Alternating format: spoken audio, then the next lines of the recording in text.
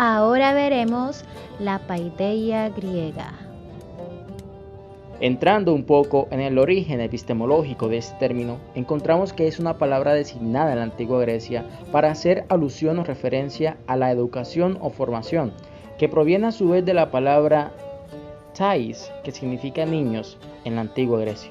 La paideia era un instrumento utilizado para la formación, era la base en la cual se sentaban los cimientos de los ciudadanos para crecer como personas libres.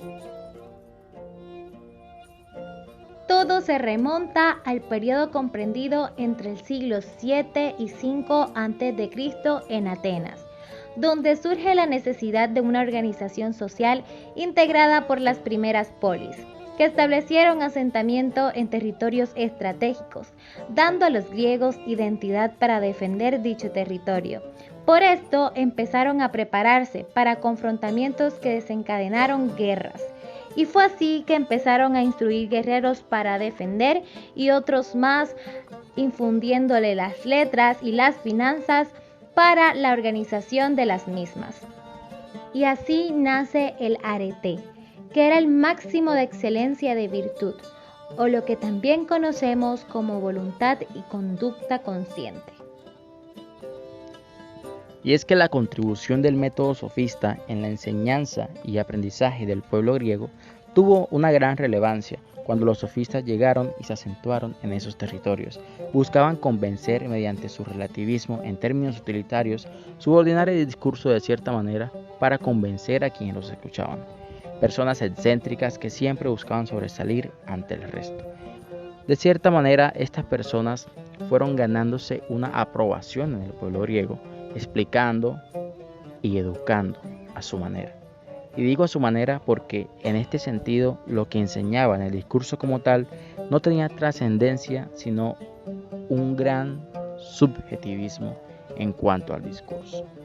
Es decir, no importaba lo que se decía sino cómo se decía, para buscar convencer a sus interlocutores. La dialéctica socrática fue la antítesis del método educativo sofista, es decir, Sócrates invitaba a la reflexión en los valores morales absolutos, algo que los sofistas consideraban como relativismo utilitario. Este hombre tan natural predicaba a un grupo pequeño de personas e impartía sus conocimientos, dándoles a entender que reconociendo sus propios saberes era que podían cambiar su conducta. Los ideales de la paideia fueron concebidos bajo los enfoques ontológico y praxeológico, que buscaban de manera conjunta la unificación del saber ser y saber hacer, es decir, en este sentido, se buscaba que el hombre griego tuviera pleno dominio de su espíritu y de su cuerpo. Por tal motivo, era de gran relevancia que estos enfoques estuvieran incluidos en la crianza y formación de los niños, para así formar hombres útiles y perfectos. El papel de la mujer quedaba algo rezagado en la antigua Grecia, ya que su labor se limitaba a quehaceres domésticos y preservar la generación.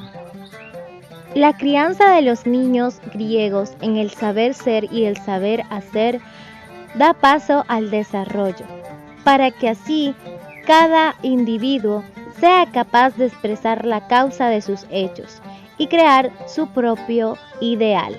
El ser humano, de manera consciente o inconsciente, siempre ha buscado mantener su legado.